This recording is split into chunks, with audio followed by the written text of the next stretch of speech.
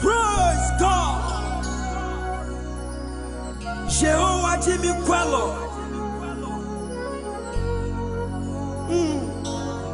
Pariba kondoli bakaturu ala baberu ala izaburu anata.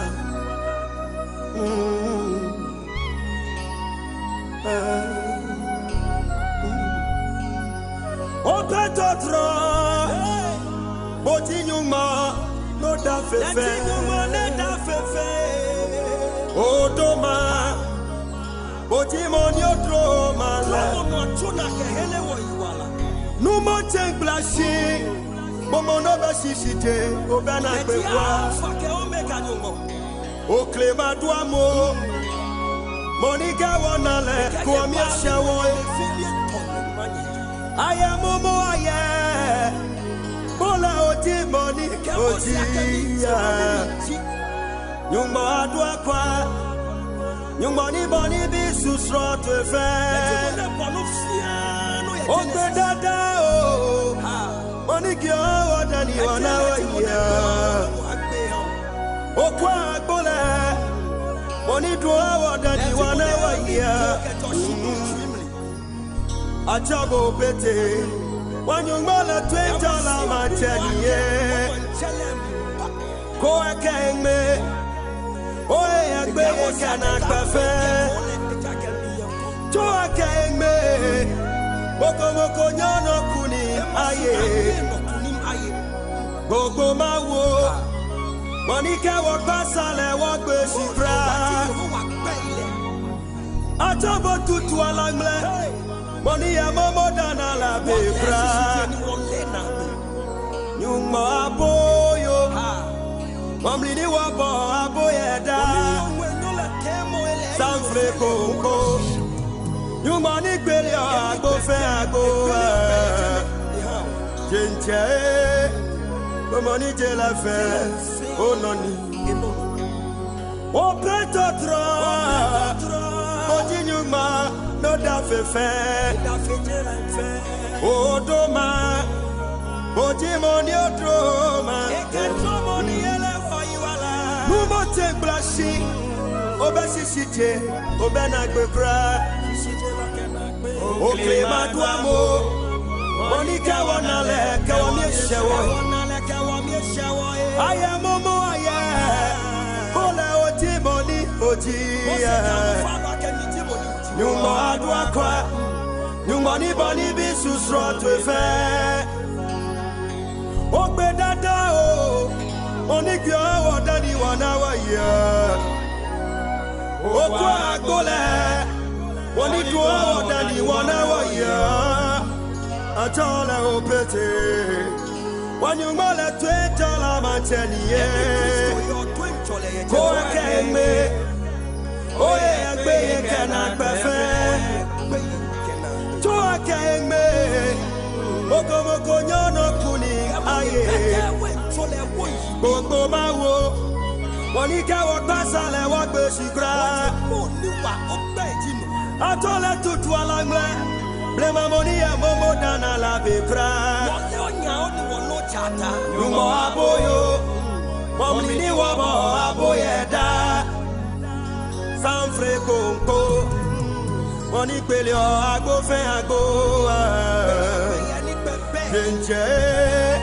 Momoni jela fe Ononi Ononi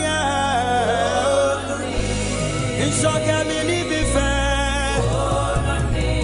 Jela kameni bife Ononi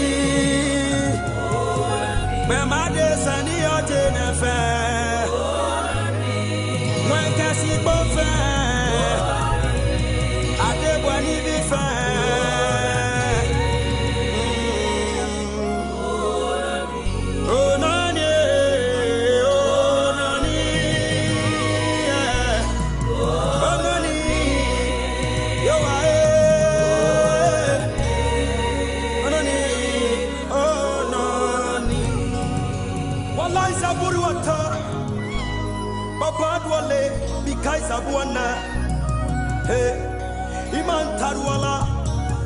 Walaiza baruali bakaiza baruala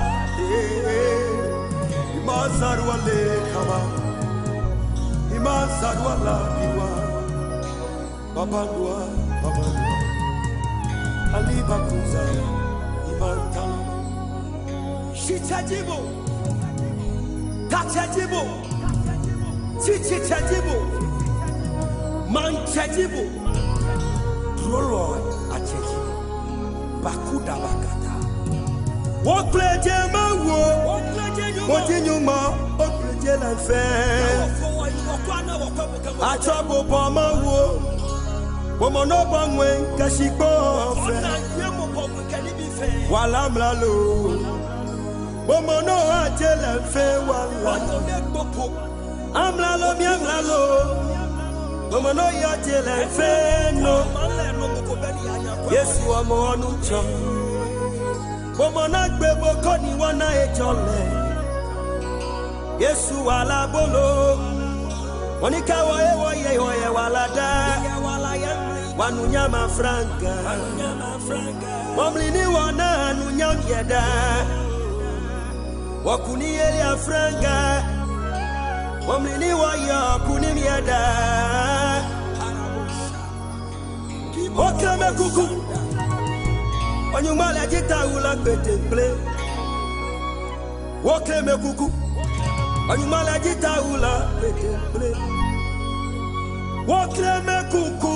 Onyumala jita ula petemple Atana nyuma Nyao jibo Tata ujibo Atata uloye Omanota wabiye laje momri Shiche Omoni telefe Ononi Onania Shiche